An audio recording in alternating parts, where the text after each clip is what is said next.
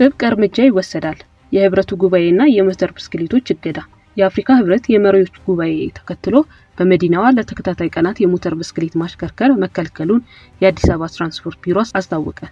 የእገዳው ጊዜ ከየካቲት 4 ማለዳ ጀምሮ እስከ ማክሰኞ የካቲት 10 ድረስ የሚቆይ ሲሆን ክልከላው የማይመለከታቸው የጸጥታ አካላትና በመንገድ ትራፊክ አገልግሎት ዘርፍ የተሰማሩ አካላትን ብቻ ነው።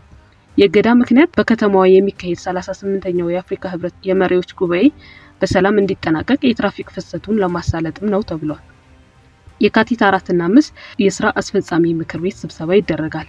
የካቲት 7 እና 8 የህብረቱ መሪዎች ጉባኤ ይደረጋል። ቢሮ ባስተላለፈው ጥብቅ መልእክት የሞተር ብስክሌቶች ባለንብረቶችም ሆኑ አሽከርካሪዎች ለጉባኤው ስኬታማነት በትዕግስት እንዲጠብቁ እያሳሰበ ይህንን ጊዜያዊ ክልከላ በሚተላለፉ አካላት ላይ ጥብቅና የማያዳግም እርምጃ እንደሚወስድም አስታውቋል።